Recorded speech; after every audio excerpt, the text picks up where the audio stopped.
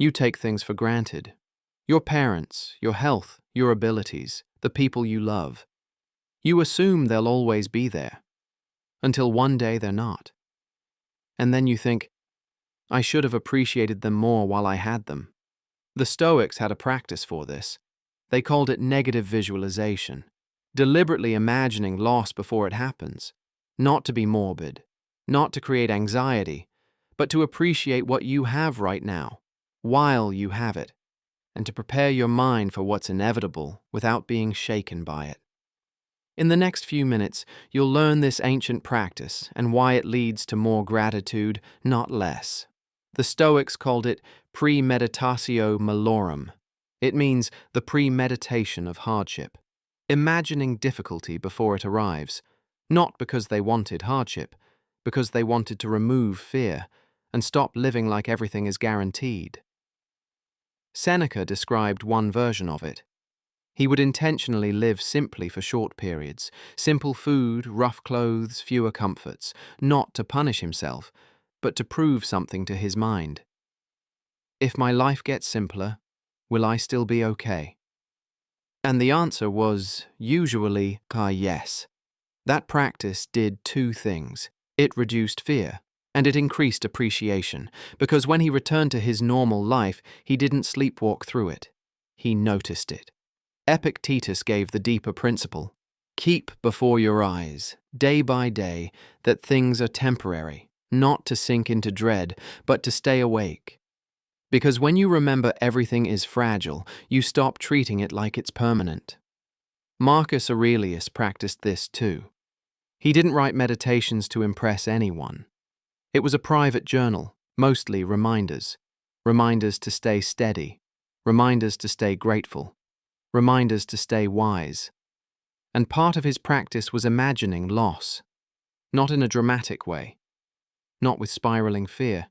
Just a quiet reminder. This person I love won't be here forever. And that single thought changed how he showed up. More patient, more present, less petty, less distracted, more loving, while he still had the chance. Here's what the Stoics understood. Everything is temporary. That's not pessimism, that's reality. Your health can change, your circumstances can shift. People you love will not be here forever. And you get to choose how you live with that truth. You can ignore it, take everything for granted. And then, when loss comes, feel shocked and full of regret. Or you can acknowledge it, briefly, intentionally, and let it sharpen your appreciation. Imagine the loss, appreciate the having. But here's what most of us do instead.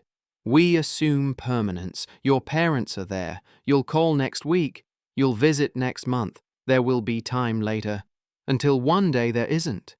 And then the regret shows up. I should have called more. I should have visited. I should have told them how much they mattered. I should have appreciated them more. You have your health. You can walk, run, see, hear, move freely. And most days you barely notice it. Until an injury, an illness, or time changes your body, and suddenly you'd give anything to have what you used to complain about. You have your abilities, your career, your independence, your mind, your stability, and you assume it'll stay that way. Until circumstances shift, until something breaks, until something ends, and then you realize you are rushing through the good days like they were ordinary. You're with someone you love, a conversation with your partner, your kid, your friend, your parent, and you're half present, scrolling, distracted, thinking about something else. Because you assume there will be more conversations, more time, more chances, until there aren't. And that last conversation, the one you barely noticed, was the last one. That's the pattern. We don't appreciate what we have until it's gone. And then it's too late to appreciate it while it mattered. The Stoics saw this coming, and they chose a different path. Don't wait for loss to force gratitude into you. Invite gratitude now. Gently, intentionally, briefly. Imagine the loss, so you can appreciate the having. Now here's the important part. Negative visualization is not constant worrying. It's not obsessing over worst-case scenarios. It's not feeding anxiety. It's the opposite. It's a short, controlled practice. Once a day for about 2 minutes. You touch the truth. You let it wake you up. And then you move forward with more appreciation than you had before. Here's how to do it. Every morning, pick one thing you value.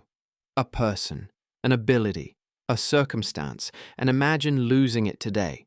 Not to torture yourself, not to spiral. Just a quiet reminder. This isn't guaranteed. If it's a person you love, try this. This could be our last conversation. And then notice what changes. Do you still scroll while they talk? Do you still rush them? Do you still hold back warmth? Or do you show up fully? Listening, present, grateful, not because you're afraid, because you're awake. If it's your health, try this. What if I couldn't walk tomorrow? Not to scare yourself. To appreciate that you can walk today. To stop treating your body like an enemy. To stop postponing movement, sunlight, fresh air, the simple gift of being able to move. If it's your circumstances, try this. What if I lost this stability? Not to panic. To release the illusion that you control everything. To remove the entitlement that creeps in when life is comfortable. And to appreciate what you have without clinging to it. 2 minutes. That's it. You're not dwelling. You're not catastrophizing. You're acknowledging impermanence, and then you go live your day. But something shifts. Here's the paradox. Imagining loss increases appreciation. When you remember your parent won't be here forever, you call more. You visit more. You stop saving love for later. When you remember your health is temporary, you take care of it. You move with gratitude. You stop complaining about small discomforts like they're tragedies. When you remember your circumstances can change, you stop sleepwalking through them. You stop taking them for granted. And you start feeling lucky without needing something to be taken away first. There's another benefit too. When loss eventually comes, and it will, you're more prepared. Not numb, not unaffected, but steadier, because your mind already knows this is part of life. So it still hurts. But you're not shocked into collapse. You're not saying, I never saw this coming. You saw it as possible. And that preparation makes you less fragile. This is memento mori applied to everyday life. Remember that you will die. And remember that everything you love is mortal too.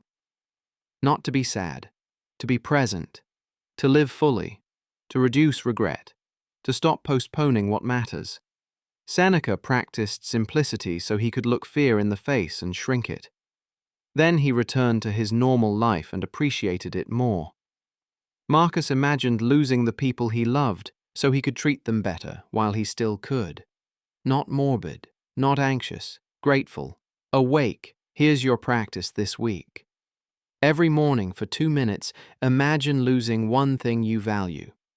Then let it change your behavior today. Imagine your parent is gone, then call them today. Imagine you lost your sight, then look around and appreciate what you can see. Imagine you lost your job, then approach your work with more gratitude and less complaint. Imagine your partner left, then show up fully tonight. Imagine you lost your mobility, then move with appreciation today. 2 minutes, one thing, brief acknowledgement. Then live your day more awake than you did yesterday. Imagine the loss. Appreciate the having. That's the practice. That's what the Stoics did. Not to be morbid, not to create anxiety, but to wake up to what they had while they had it.